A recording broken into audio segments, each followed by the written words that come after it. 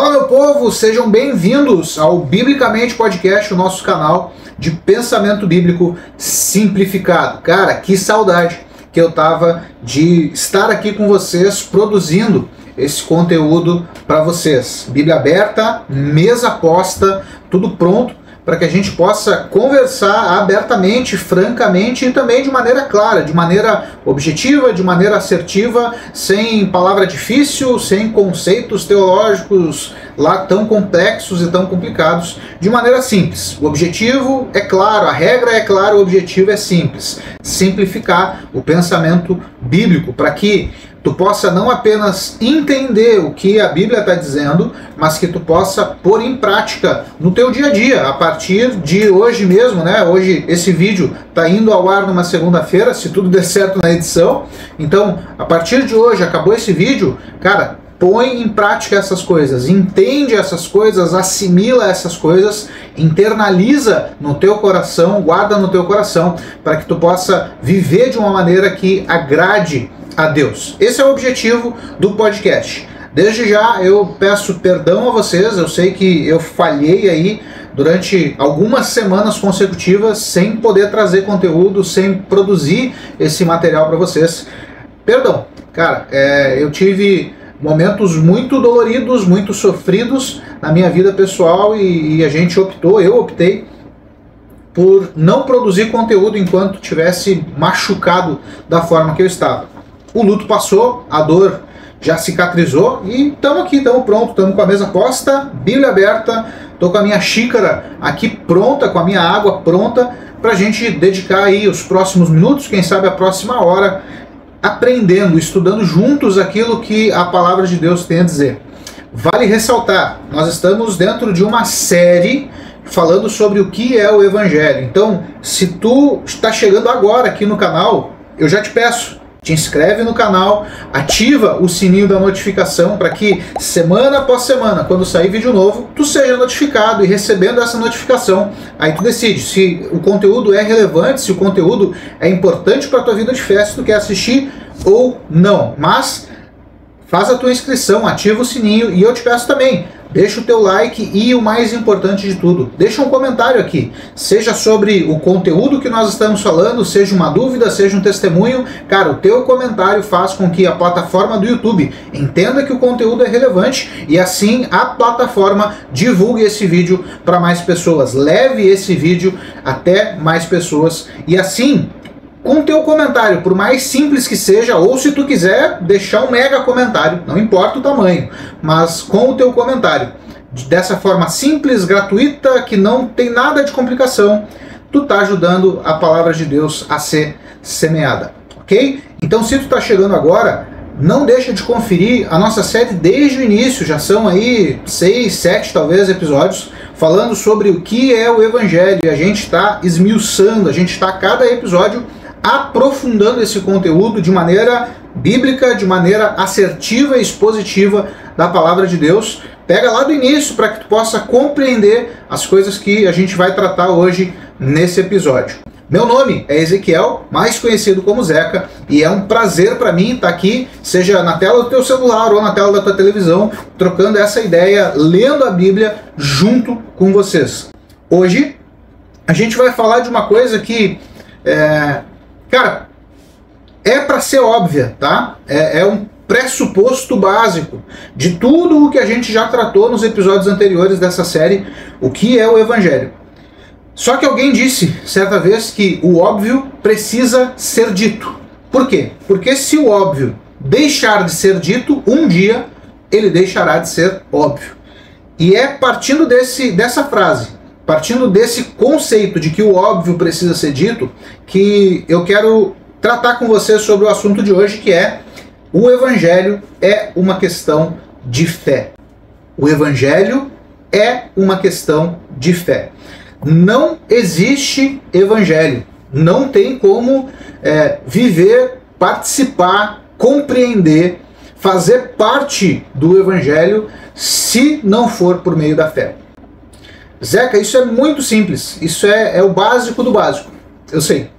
Mas hoje em dia isso não é tão claro assim na cabeça de muita gente, e por isso eu acredito que é necessário essa nossa conversa, é necessário esse nosso tempo, esse nosso bate-papo, beleza? Eu estou aqui hoje com duas versões diferentes da Bíblia, e nem é a minha Bíblia de costume, né? Se tu já é mais antigo aqui no canal, tu já sabe, a minha favorita é a King James, mas hoje eu estou com uma Bíblia diferente, hoje eu estou com a Bíblia NVI, e lá no final a gente vai usar essa aqui também, que é a Bíblia de Jerusalém. Tem um texto aqui que é bem interessante da gente analisar e da gente perceber. Antes da gente entrar no conteúdo, deixa eu te fazer mais um pedido, além das coisas lá do YouTube, né? Deixa eu te pedir também para tu nos seguir na rede social, caso tu ainda não nos siga, cara, segue a gente lá, vai estar passando aqui em cima da tela, Instagram, Facebook, TikTok, todas as redes o mesmo nome, biblicamente.pdc.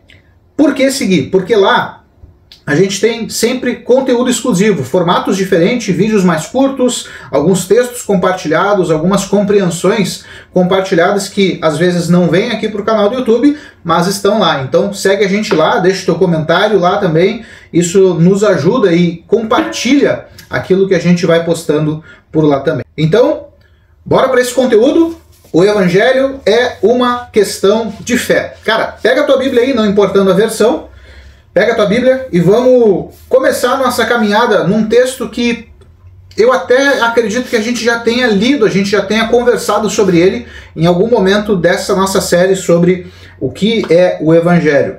Mas vamos ler de novo, vamos usar ele como ponto de partida para essa nossa conversa de hoje. Abre a tua Bíblia aí, Romanos, capítulo 1, a gente vai ler o versículo 16 e também o versículo 17. Romanos, capítulo 1, versos 16 e 17. Romanos fica no Novo Testamento, depois dos Evangelhos, Mateus, Marcos, Lucas e João, vem Atos dos Apóstolos, e em seguidinha de Atos dos Apóstolos vem Romanos. Romanos, capítulo 1, verso 16 e 17, diz assim: Não me envergonho do Evangelho, porque é o poder de Deus para a salvação de todo aquele que crê, primeiro do judeu, depois do grego, porque no Evangelho é revelada a justiça de Deus, uma justiça que do princípio ao fim é pela fé.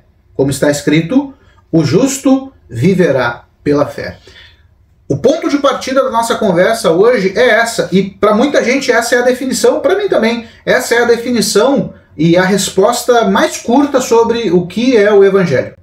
Então, quando perguntado sobre o que é o Evangelho, a resposta mais objetiva, mais curta é essa: o Evangelho é o poder de Deus para a salvação de todo aquele que crê.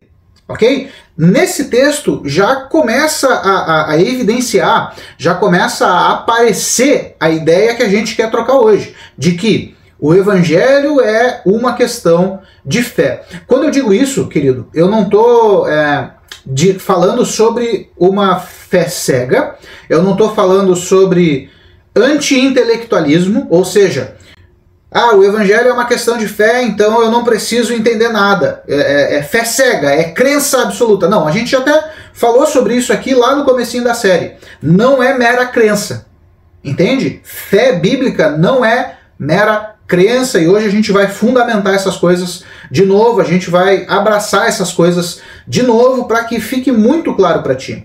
Então, olha o que Paulo está dizendo, isso é muito interessante. A carta aos Romanos é a escrita de Paulo, os teólogos chamam de a suma teológica de Paulo, é como se ele condensasse toda a sua teologia em uma carta, e é essa carta, é a carta aos Romanos. Paulo, ele vai dizer isso: não me envergonho do Evangelho. Por que eu não me envergonho? Por que ele usa essa expressão? Porque naquela época, pregar o Evangelho era loucura. O Evangelho era considerada uma seita do judaísmo. Uma seita que estava abrindo o judaísmo para os gentios, sendo que não é isso. O Evangelho não é isso. Por isso Paulo vai usar essa expressão: eu não me envergonho, eu prego o Evangelho abertamente. Por quê? Porque Paulo entendia que o Evangelho, a boa nova, a boa notícia da salvação, o plano redentivo do Deus Trino, do Deus Triuno, o plano redentivo do Senhor, ele é poder de Deus, ele é a demonstração de Deus para salvar a humanidade caída. Lembra que a gente falou lá no primeiro episódio dessa série? O ser humano está caído, o homem pecou e por esse pecado de Adão, toda a raça humana foi condenada. Toda a raça humana está fadada à destruição. A raça humana está fadada à morte por conta do pecado. Então, Jesus, quando manifesta-se como o Messias, como Cristo, a sua luta não é contra Roma, como alguns judeus pensavam. A sua luta não é contra os impérios ou os maus governos do mundo. Não. A luta do Messias é contra o pecado, é contra aquilo que aflige o ser humano, não só judeu, mas também gentios. Não só o povo judeu, mas também o povo de toda a humanidade. Toda a raça humana está fracassada, fadada ao pecado. Por isso Paulo vai dizer, é o poder de Deus. Poder de Deus para quê? Para a salvação de todo aquele que crê. Isso aqui tem que ficar guardado na tua mente, irmão. O Evangelho é o poder de Deus para a salvação de todo aquele que crê. Não é para a salvação de todo aquele que entende intelectualmente, não é para a salvação de todo aquele que acha bonita a mensagem, não é para a salvação de todo aquele que acha que é um bom caminho a ser seguido, não é o poder de Deus para a salvação de todo aquele que gosta dos projetos sociais da igreja ou daquele que se sente acolhido, se sente inserido no seio da igreja. Não. O Evangelho é o poder de Deus para a salvação de todo aquele que crê. Primeiro o judeu, depois o grego, ou seja, primeiro o povo da aliança. João vai dizer isso, né? Jesus ele veio para os seus, ele veio para o seu povo, mas os seus não o receberam. O povo judeu não recebeu o próprio Messias que o próprio Deus dos judeus havia enviado. Não, eles não receberam e por isso a porta foi aberta. Agora não só a judeus, mas também a gregos, também a gentios, também a romanos, também a nós, brasileiros, não importando aí a região do nosso país. E ele ainda vai dizer no verso 17, porque no Evangelho é revelada a justiça de Deus. Tu só vai entender a relação entre o pecado original e a salvação, ou o trabalho de Deus, todo esse meio campo que Deus está fazendo entre o pecado de Adão lá em Gênesis e a redenção da humanidade lá em Apocalipse, tu só vai entender pelo Evangelho. E tu só vai entender quando tu compreender que Deus está sendo justo em suas obras. Deus está sendo justo em seu plano redentivo, Deus está sendo justo em nos julgar, em nos condenar, em condenar a humanidade à destruição. Por isso, o Evangelho é o poder de Deus. Deus, por meio do Evangelho, por meio da boa nova da salvação, por meio da vida, morte e ressurreição de Cristo, Deus está sendo justo. Deus está abrindo um caminho de justiça e esse caminho passa pela fé, é por meio da fé. Uma justiça que do princípio ao fim é pela fé. Não é pelo intelectualismo, não é por etnia, não é por linhagem sanguínea, não tem a ver com realeza, não tem a ver com o lugar onde tu nasceu, não tem a ver com nada disso. Essa justiça, ela é pela fé. E aí Paulo cita o texto de Abacuque, capítulo 2. Ele diz, pois como está escrito, o justo viverá pela fé. Um outro texto que pode nos ajudar também está lá em Efésios. Esse com certeza nós já lemos lá nos primeiros episódios dessa série, mas vamos bater de novo nessa tecla para que isso fique muito claro para ti. Caso tenha restado alguma dúvida, vamos ser incisivo, vamos ser assertivo nessas coisas. Efésios capítulo 2, a gente vai ler o verso 8 e o verso 9. Efésios capítulo 2, versos 8 e 9, diz assim, pois vocês são salvos pela graça por meio da fé. E isto não vem de vocês, é dom de Deus, não por obras, para que ninguém se glorie, porque somos criação de Deus, realizada em Cristo Jesus, para fazermos boas obras, as quais Deus preparou antes para nós as praticarmos. Eu li até o 9 aqui. Mas, olha só, somos salvos pela graça, mas como que eu acesso a essa graça? Por meio do que eu chego a essa graça? Por meio da fé. Vocês são salvos pela graça, por meio da fé. E aí é interessante a expressão que Paulo vai usar logo em seguida. Ele vai dizer assim, e isto não vem de vocês, é dom de Deus. Do que Paulo está falando? 3 opções. Paulo está falando da salvação, Paulo está falando da graça, Paulo está falando da fé. Então, o que não vem de nós é dom de Deus, é a salvação, pode ser. O que não vem de nós é dom de Deus, a graça, pode ser. O que não vem de nós é dom de Deus, a fé, pode ser. Então, todas essas três coisas são dádivas de Deus. E a fé é uma delas. Por isso não é mero intelectualismo. Por isso não é apenas sobre conhecer a história da Bíblia. Não é apenas sobre ler a Bíblia e conhecê-la de capa a capa. Não é sobre conhecer os textos apócrifos, né? Os textos escondidos, os textos que hoje tem muita teoria da conspiração valorizando isso. Não é sobre isso. Ainda que isso seja importante. Estudar é importante, conhecer essas coisas é importante, pode ajudar na tua caminhada de fé. Tudo isso é importante. Mas não é sobre isso. Nós somos salvos pela graça por meio da fé. É necessário fé. Não tem como desvincular o evangelho, a vida com Deus, da fé genuína. Não tem como desvincular. Por mais que tu tente, por mais que tu queira. Não, eu vou ser o diferentão, eu não vou viver como os crentes vivem. A gente já falou sobre isso, como o cristão deve andar, como o cristão deve viver. A gente já falou sobre isso em episódios anteriores. É necessário fé, irmão. Não tem como desvincular uma coisa da outra. Não tem como tirar uma coisa da outra. Somos salvos pela graça, mas essa graça nos alcança por meio da fé. O caminho para nós acessarmos a graça é o caminho da fé. Não é possível separar essas coisas. Olha só que interessante. Paulo ainda nos ajuda lá em Romanos, capítulo 5. Vamos voltar lá para Romanos. Romanos capítulo 5, verso 1. O mesmo Paulo que escreve Romanos, escreveu Efésios, a carta aos Efésios, que a gente leu agora há pouco. E agora, Paulo vai nos ajudar aqui mais uma vez. Paulo está dando ênfase nisso e se a gente parar para observar, são muitas as referências que Paulo vai fazer sobre a necessidade, sobre a importância da fé.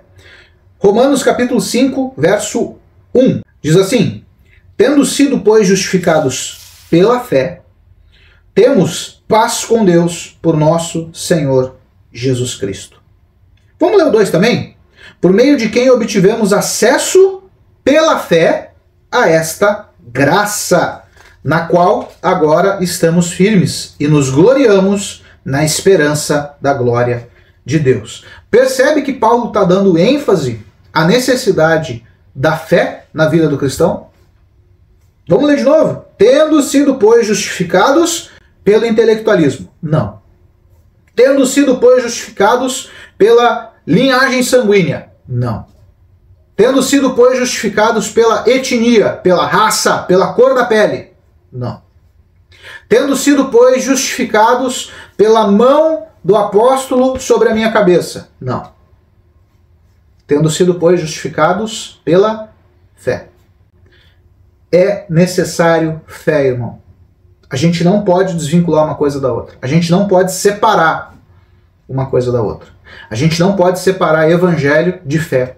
Da mesma forma que a gente falou anteriormente, que a gente não pode separar evangelho de arrependimento. Não tem como, irmão. Não tem como. As coisas caminham juntas.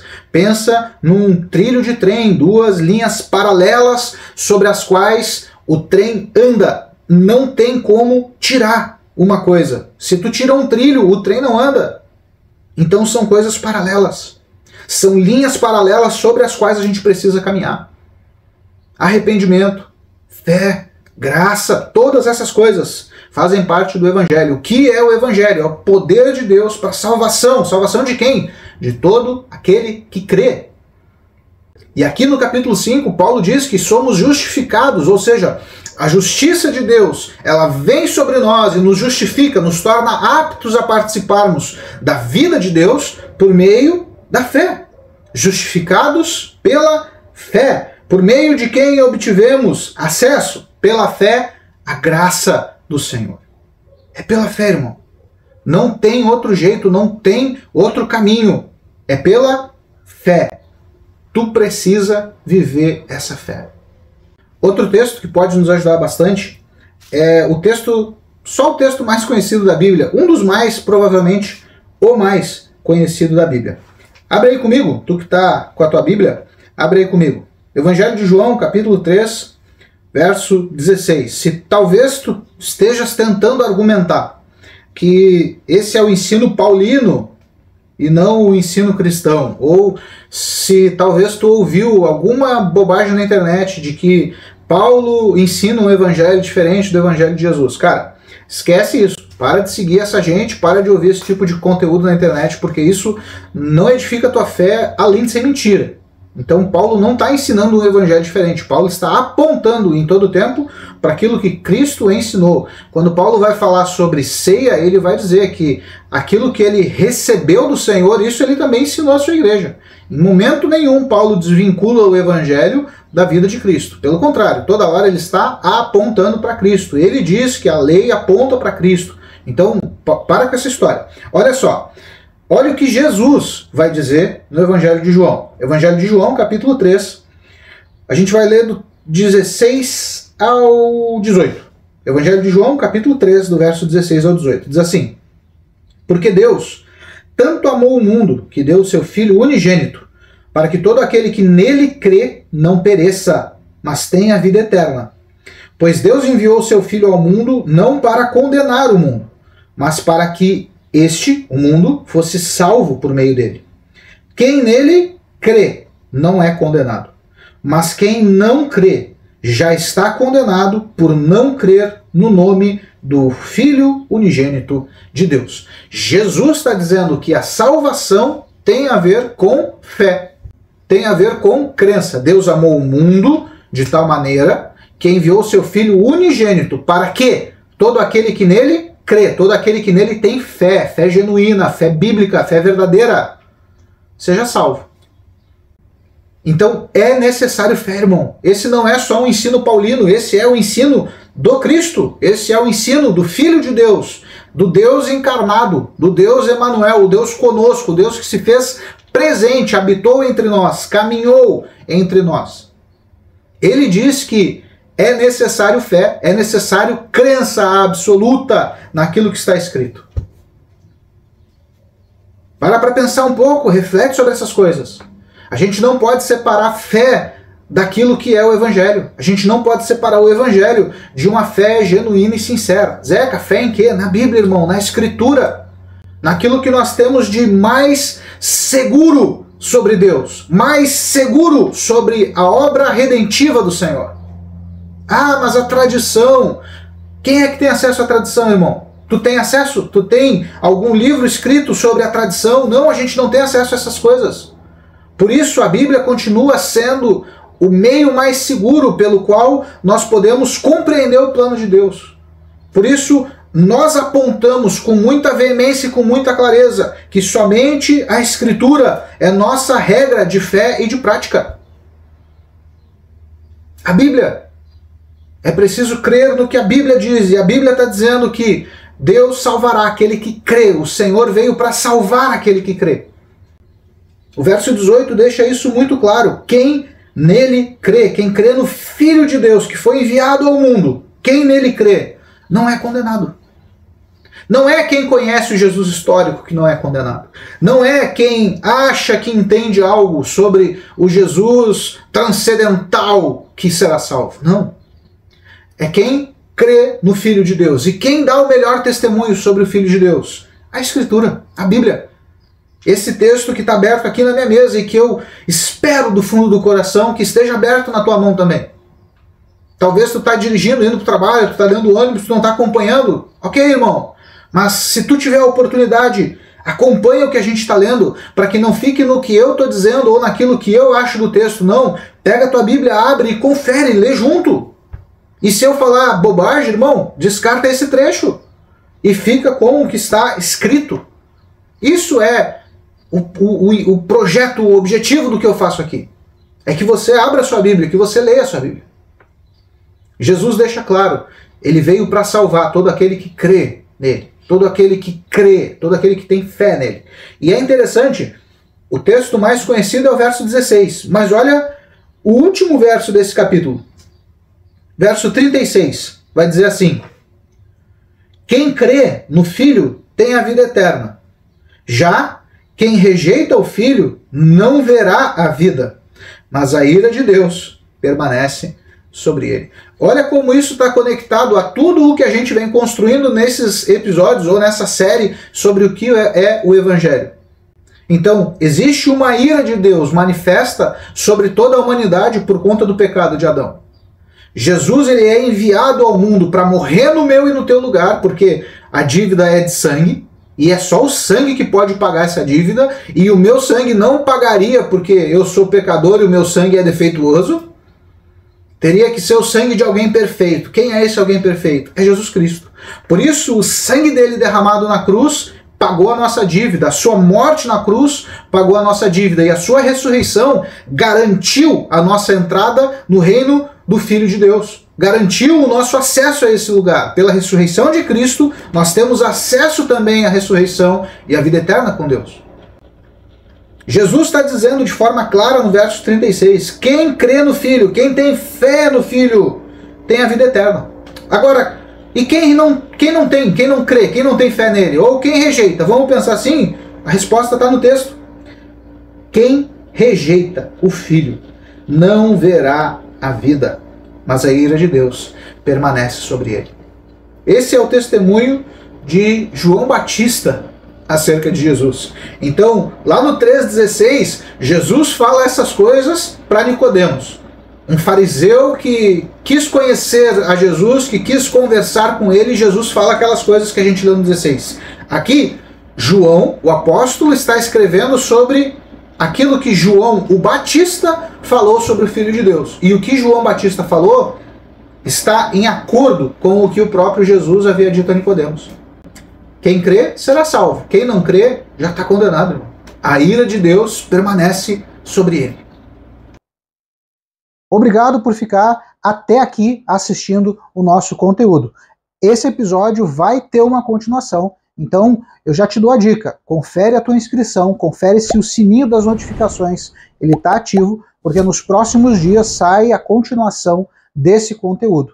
Se o sininho estiver ativo, tu vai ser notificado e tu vai poder conferir como continua essa resenha. Além disso, não deixa de nos seguir também lá nas nossas redes sociais, vão estar passando aqui embaixo na tela. Instagram, Facebook e TikTok, todos com o mesmo nome, @biblicamente.pdc. Deus abençoe.